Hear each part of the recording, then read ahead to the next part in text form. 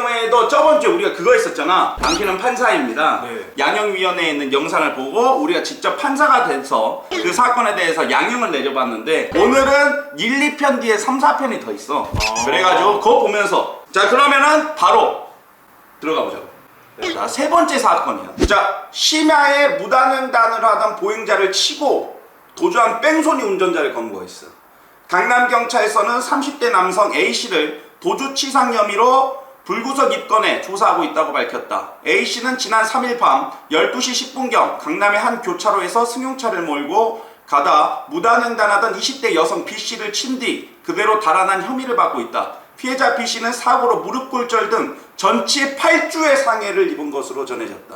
경찰은 A씨를 상대로 정확한 사고 경위를 조사하고 있다. 우리가 한번 이 뉴스만 보고 신문만 읽고 어느 정도의 형량이 괜찮을지 한번 이야기를 나눠보자. 자, 벌금, 징역형, 징역 1년, 실형 2년, 3년, 5년 이렇게 돼 있어. 정환이 너는 어떻게 생각하니? 이 신문만 읽고 뺑소니 사건이야. 그 원인이 무단횡단이잖아요. 무단횡단을 하지 않았더라면 사건이 일어나지 않았을 거고. 무단횡단한 게 잘못이긴 한데 그런데 중요한 거는 이거야. 차로 쳤어. 근데 도망갔어. 살릴 수 있는 사람을 뺑소니로 죽일 수도 있다. 좀 빡세게 가야 된다.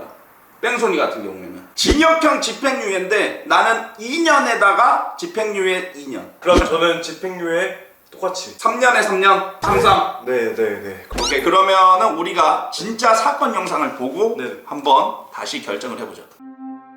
2016년 11월 3일 새벽 1시가 넘은 시간 인적이 드문 외진 곳에 승용차 한 대가 주차되어 있었습니다. 운전석에 앉은 한 남성. 불안한 듯 운전대를 잡은 남성의 두 손은 떨렸고 무언가에 화난 듯 남성은 몸부림치며 초조해 하고 있었습니다. 어떡하지?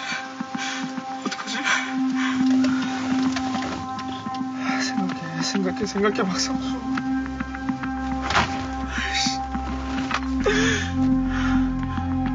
많이 괴로워. 저 사람 징역은 안 살 수도 있어. 2년 전 그 사건 때문에 이번에 진입일지도 몰라. 2년 전에도 뭔가 했네. 사고를 했네. 어떡해. 사건이 나던 지난밤 당시 상황은 이렇습니다. 조네 졸아. 술 마신 거? 아니지. 술 마신 건 아닌 것 같은데 졸린 것 같은데. 자, 블랙박스. 사람 없어. 찬바람 좀 쐬야지. 근데 중요한 건 찬바람 쐬도 졸릴 건 졸려. 맞아. 내가 옛날에 비 오는 날에 창문을 열어봤는데 물을 맞는데도 잠은 오더라고. 그 시각 인도에서는 귀가 시간이 늦은 한 여성이 바쁘게 걸어가고 있었습니다. 아빠. 나 다 왔어. 빨리 들어갈게. 긴 신호를 탓하던 운전자는 신호가 바뀌자마자 곧바로 엑셀을 밟았고 같은 시각 횡단보도를 향해 급히 뛰어온 여성은 3초, 횡단보도의 2초, 보행자 신호가 1초, 적색불로 바뀌는 순간 다급한 마음에 그대로 길을 건넜습니다. 너무나 순식간에 일어난 교통사고였습니다. 어떡하지? 아니 왜 무단횡단을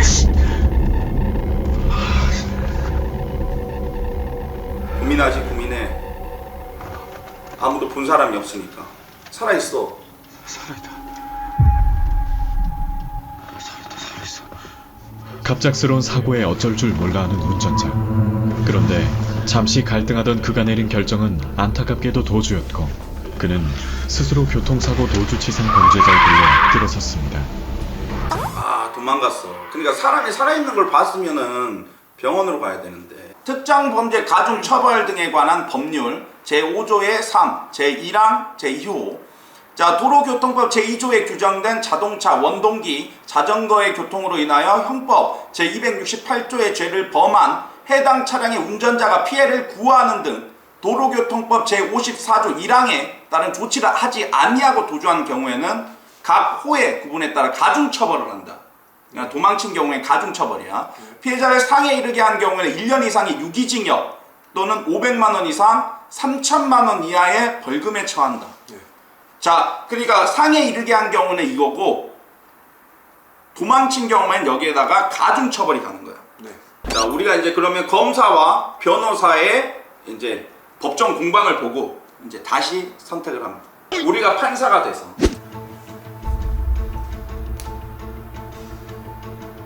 앉아주시기 바랍니다. 재판 시작하겠습니다. 검사는 공소 사실의 요지를 진술하세요. 피고는 2016년 11월 3일 새벽 12시 10분경 피고인 소유의 승용차를 운전하여 강남구 이수로에 있는 정지교차로 앞 왕복 2차선 도로를 운행하던 중 횡단보도를 건너던 피해자를 미처 발견하지 못하고 그대로 직진하여 피해자를 피고인이 운전하는 승용차의 앞 범퍼로 1차 충격하고 그 후 승용차의 전면 유리로 2차 충격하였습니다. 피고인은 위와 같은 업무상 과실로 피해자에게 약 8주간의 치료를 요하는 상해를 입게 하였음에도 즉시 정차하여 피해자를 구호하는 등 필요한 조치를 취하지 않은 채 그대로 도주하였습니다. 변호인, 변론하세요. 피고인이 승용차로 피해자를 충격한 즉시 정차하여 구호 조치를 했어야 하나 예상치 못한 갑작스러운 사고에 놀라 순간의 잘못된 판단으로 도주한 것은 사실입니다. 하지만 당시 피해자는 무단횡단 중이었고 피고인은 이를 미처 발견하지 못했기에 피해자의 이런 과실은 특별감경인자로서 양형에 참작되어야 합니다. 재판장님, 피고인은 2년 전에 사망하게 했네. 교통사고로 다른 피해자를 사망하게 한 사건을 일으켜 결론 내렸어, 기소유예 그래서? 처벌을 받은 전력이 있습니다. 그럼에도 피고인은 또다시 교통사고를 야기한 후 피해자를 구호하는 등 조치를 취하지 않은 채 그대로 도주하였습니다. 이번에 엄벌에 처하지 않으면 또다시 이런 범죄가 재발될 우려가 있다고 생각합니다. 과거의 교통사고 사망 사건은 이미 원만한 합의를 통해 잘 해결되어 기소유예 처분을 받은 것으로 본 사건과 연결짓는 것은 무리한 부분이 있습니다. 또한 본 사건은 심야에 시야가 불량하였고 교차로를 통과하자마자 횡단보도가 설치되어 다른 장소보다 교통사고 발생 가능성이 높은 곳입니다. 재판장님, 피해자는 이 사건 사고로 8주간의 치료를 요하는 진짜 중한 상해를 엄청 입었고 크게 다친 건데. 피해자의 가족들은 큰 충격 속에 경제적 어려움도 겪고 있습니다. 피고인이 사고 직후 도주한 것은 사고로 인해 직장을 잃을지도 모른다는 극도의 불안함 속에서 순간적으로 판단력을 상실했기 때문입니다. 하지만 결국은 자신의 잘못을 깨닫고 모든 사실을 있는 그대로 자백했습니다. 현재 피고인은 자신의 잘못을 모두 반성은 다 인정하고 하지. 깊이 법정에 반성했습니다. 서면 다 반성하지. 또한 피해자를 찾아가 100배 사죄하고 원만히 합의하는 등 피해 회복을 위해 모든 노력을 다하였습니다. 피해자도 지금은 피고인에 대한 처벌을 원치 않고 있습니다. 합의서를 제출하겠습니다.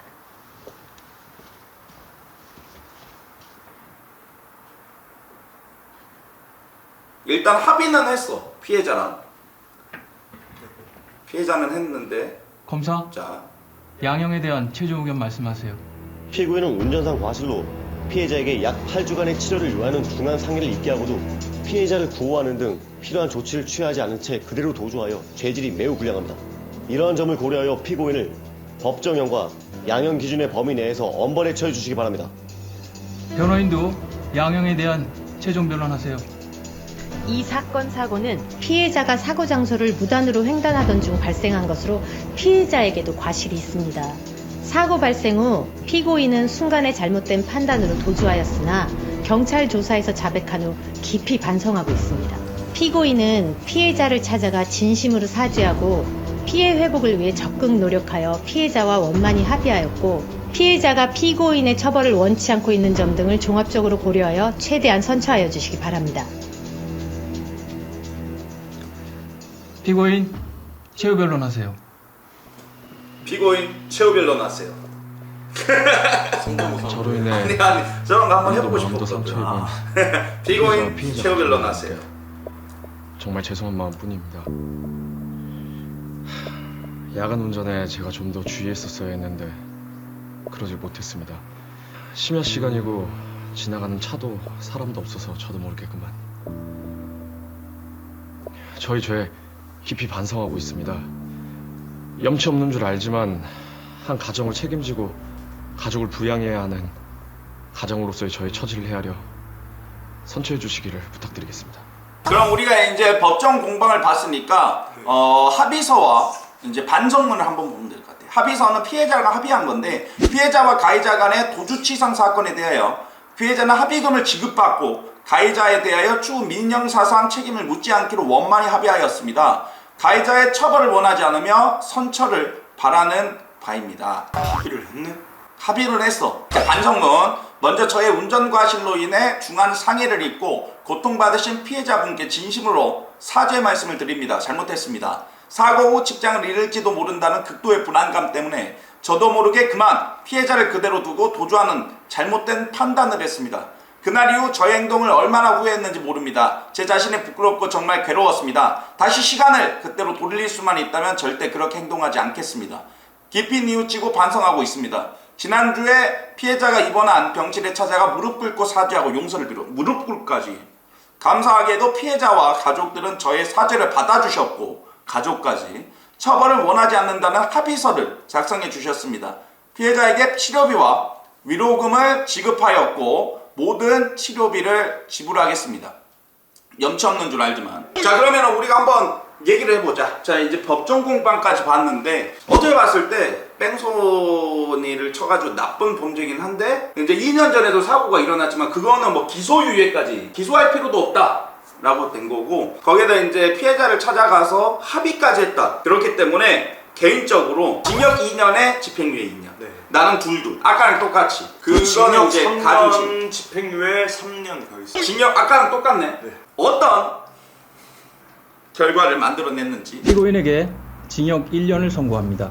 징역 1년. 다만 이 판결 확정일로부터 2년간 위형의 집행을 징역 유예합니다. 1년의 집행유예. 또한 피고인에 대하여 120시간의 사회봉사와 40시간의 준법우정 강의 수강을 명합니다. 양형의 이유에 대해 이유가 말씀드리겠습니다. 나옵니다. 피고인은 과거 교통사고로 다른 피해자를 사망에 이르게 하여 기소유예 처분을 받았음에도 또다시 이 사건 교통사고를 야기한 후 피해자를 구하는 등의 적절한 조치를 그래, 취하지 저 않은 채 해커 현장을 이탈하여 뺑소니 친 게, 피해자가 도망친 게 이 사건 정말 사고로 비교적 중한 상해를 입은 점은 불리한 양형 요소입니다. 다만 피해자가 사고 장소를 무단으로 횡단하여 피해자에게도 이 사건 사고의 발생과 관련하여 상당한 과실이 있는 점, 피고인이 범행을 모두 인정하면서 잘못을 깊이 뉘우치고 있는 점, 피고인이 피해자에게 금전적으로나마 피해를 배상하고 원만히 합의하여 피해자가 피고인의 처벌을 원하고 있지 않은 점, 피고인의 차량이 자동차 종합보험에 가입되어 있어 피해자가 입은 피해가 회복될 것으로 보이는 점 등은 피고인에 대한 형을 정함에 있어 참작할 만한 감경 요소입니다. 이 사건은 피해자에게도 교통사고 발생 또는 피해 확대에 무단횡단을 상당한 과실이 했으니까. 있고 피해자가 피고인의 처벌을 바라지 않는 등 특별 감경인자가 2개가 존재하므로 그 권고 형량은 징역 3월에서 1년 사이입니다. 그 밖에 피고인의 나이, 성행, 환경, 범행의 동기, 수단과 결과, 범행 후의 정황 등 재반 양형 조건을 종합하여 주문과 같이 형을 정합니다. 자, 그래서 징역 1년에 집행유예 2년. 자, 그러면 다음 사건으로 한번 가볼까? 자, 네 번째 사건. 편의점 출입구에서 행패 부리던 취객, 출동한 경찰에게 흉기까지 휘둘렀다. 서울 양천경찰서는 13일 만취 상태에서 출동한 경찰에게 흉기를 휘두르는 등 난동을 부린 A씨를 체포하여 조사 중이다. 경찰에 따르면 A씨는 이날 새벽 5시 10분경 서울 양천구 신정동 목동 서로의 한 편의점 앞에서 행패를 부리다 112 신고를 받고 출동한 경찰관에게 13cm 상당의 커터칼을 휘두르며 위협을 한 혐의를 받고 있다. A씨는 경찰 조사에서 밀린 임금을 받지 못하자 화가 나 만취 상태에서 행패를 부리게 되었다고 진술을 하였다.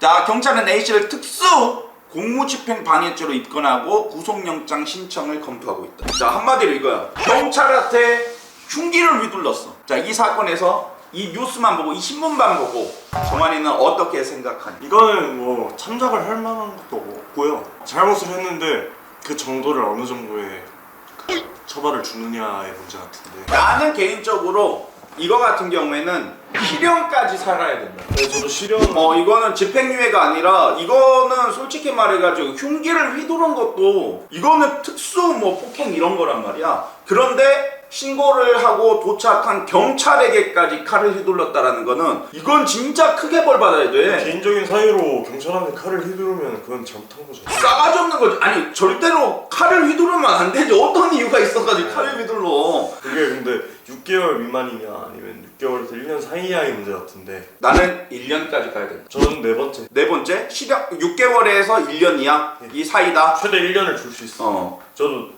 네 번째가 오는 거야. 난 1년. 난 최대로 때려야 된다. 1년. 편의점 앞에서 행패 부리다 칼로 싸가지 없는 거지.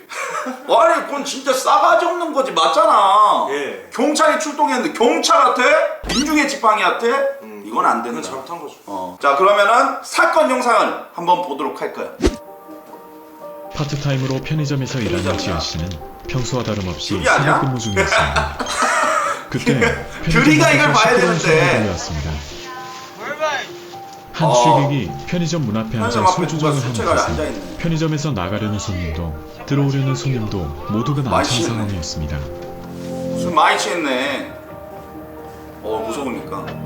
아 술의 문제야 술의 문제. 편의점 문을 흔들며 소리치는 취객의 무섭지. 행동에 당황한 지현 씨는 어디론가 전화를 거는데 네, 긴급소 112입니다. 무엇을 도와드릴까요? 지금 영호동 401번지 해sul 편의점인데요. 요즘 빨리 좀 와주세요. 지금 편의점 앞에서 취객이 날리고 있어요. 알겠습니다. 신속히 출동하겠습니다. 진짜 무서워. 술채가 저렇게 낳는 편의점 거 앞. 진짜 무서워. 난 남자인데도 무섭단 말이야. 무섭죠. 저런 사람 본 적이 있어가지고. 난 진짜 그래서 많이 막 봤네. 경찰 불리고 막 그랬어요. 경찰 도착했다. 선생님, 새벽에 이렇게 소리 지르시면 안 되죠? 약 좀 많이 하셨네. 얼른 집에 가셔야죠. 너희들 뭐야?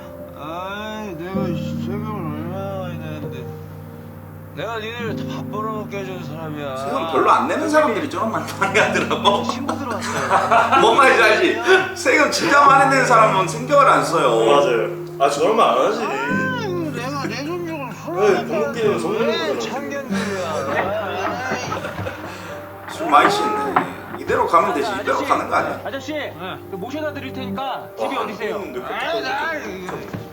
왜 죄 없는 사람을 건드려? 나는 법 없이도 살 사람입니다. 그만하시고. 법 없이 살긴 하지. 법을 안 지키니까. 니들이 법이 있는데 안 지키니까 없어도 되지. 자, 금방 했어요. 자, 어서 집으로 가세요. 왜 이렇게 나 열받게 나. 얼굴을 확 다 시켜버린다 이 오! 칼! 갑자기 칼을 꺼냈어. 왜 이렇게 나를 다 열받게 하는 거야 진짜. 안 비켜. 이거 위험해. 그리고 얼굴 확. 아니 이거 왜 칼을 갖고 다니는 거야?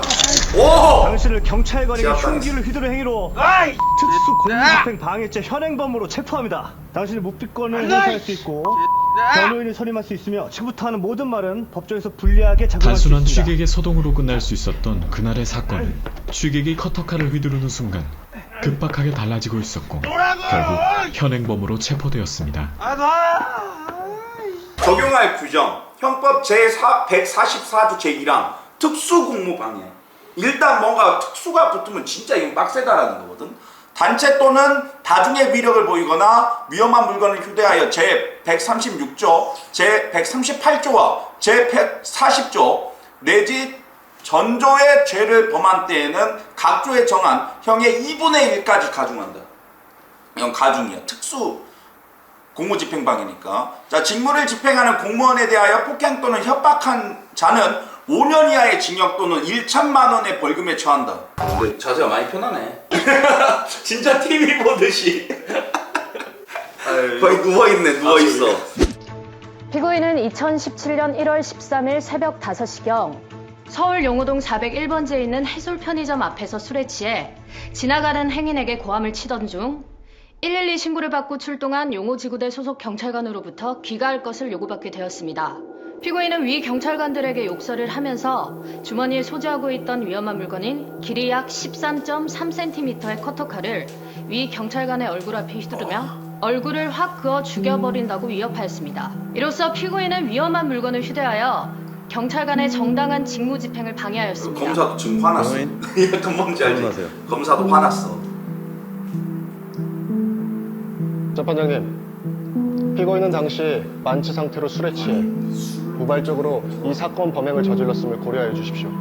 재판장님, 술에 취한 상태에서 인사불성인 주치자가 119 구조대원이나 경찰에게 폭언과 폭행을 가해 공무집행 방해죄로 처벌받는 사례가 계속해서 증가하고 있어 사회적인 심각한 문제가 되고 있습니다. 그래, 술 마시고 쩔으면 안 피고인은 돼. 위험한 물건인 커터칼을 휘두르며 경찰에 그게 용서를 받을 이유도 안 되고. 따라서 본 사건을 절대로 가볍게 생각해서는 안 될 것입니다. 피고인이 출동한 경찰들에게 폭언과 협박을 한 것은 사실이나 만취로 몸을 제대로 가눌 수 없는 상황이어서 협박에 대한 실행 가능성은 낮다고 보여집니다.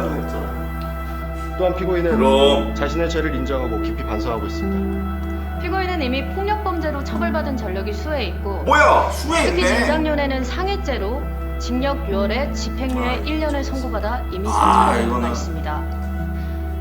그럼에도 불구하고 이런 사건을 일으켰습니다. 피고인이 진심으로 뉘우치고 있는지 의문입니다. 재판장님, 과거 폭력범죄로 처벌받은 전력이 있긴 하지만 피고인은 임금 체벌 등 사회적 약자로서 배려받지 못한 여건에 불만이 쌓이고 그것을 제대로 된 정당한 방법으로 해소할 줄 몰라서 그런 것이지 진짜로 누군가의 생명을 빼앗을 목적이 아니었음을 말씀드립니다. 검사, 최종 의견 진술하세요. 술에 취한 상태에서 공무를 집행하는 경찰과 같은 공무원에게 폭언과 폭행, 협박 등으로 정당한 공무 집행을 방해하는 것은 공권력을 병시하는 것으로 재질이 매우 나쁩니다. 그래, 나빠. 또한 피고인은 이미 동종 전과가 있습니다. 그래. 주치 상태의 공무 집행 방해 행위는 상습적으로 이루어져 재범의 확률이 매우 높은 편에 속하기 때문에 선처 없이 엄격한 기준에 의해 처벌해야 할 필요가 있습니다. 더욱이 피고인은 위험한 물건을 휴대한 경우에 해당되어 일반 공무집행 방해에 비하여 가중 처벌되어야 할 것입니다. 칼을 들고 다니는 사람이 어딨어? 이러한 사정을 종합적으로 고려하여 피고인을 법정형과 양형기준 범위 내에서 엄벌에 처해 주시기 바랍니다. 변호인, 최종 의견 진술하세요. 피고인은 술에 취해 우발적으로 이 사건 범행을 저질렀으나 지금은 자신의 죄를 인정하고 깊이 반성하고 출동한 경찰들에게 법정에 들어왔는데 반성하는 사람이 어딨어? 것은 사실이나 그 밖에 다른 인명피해나 재산상의 피해는 전혀 발생하지 않았음을 고려해 주시기 바랍니다. 피고인, 최후 변론하세요. 잘못했습니다, 재판장님. 술 때문에. 아니, 우리 판사야. 판사야. 감정을 배제하고 봐야 돼. 당시 주변에 있던 모든 분들께 죄송하다는 말씀드립니다. 그리고 제가 저지른 잘못이 얼마나 나쁜 일인지 한심한 행동인지 잘 알고 있습니다. 그래도 한 번만 선처해 주신다면 꼭 바르게 살겠습니다. 죄송합니다. 끊어라 저거. 많이 화가 났네. 화가 났어. 자, 진정서야. 자, 편의점 근무자가 진정서를 넣었어. 재판장님, 피고인을 강하게 처벌해 주십시오. 피고인은 저의 직장인 편의점 앞에서 술에 취해 난동을 부리고 편의점 안으로 들어오려는 행동을 후하여 혼자 근무하는 새벽 시간 저는 불안에 떨어야 했습니다. 또한 저희 편의점을 이용하려던 고객들은 취객과 시비가 붙을까 염려되어 편의점 입구에서 발길을 돌리고 계산을 마친 손님들은 편의점 밖으로 나가지 못해 상당 시간 영업에 불편을 끼친 것이 사실입니다. 피고인이 경찰관들에게 커터칼을 휘두를 때는 정말 큰일이 날까 두려워서 마음을 졸였습니다. 결과만 봤을 때는 심각한 피해가 발생했다고 할 수는 없지만 사회의 불안함을 조성하는 이러한 범죄는 사람들 간의 신뢰를 무너뜨리는 중대한 범죄이기 때문에 반드시 강력하게 처벌되어야 한다고 생각합니다. 심야 시간대에 근무할 수밖에 없는 저로서는 이런 일이 또 발생할까봐 두렵기만 합니다. 자, 탄원서야. 가해자 어머니. 재판장님, 저는 이 사건의 가해자 송순남의 어미입니다. 제 아들은 심성이 착하고 성실하여 키울 때 큰 소리 한 번 내지 않고 키운 자식입니다.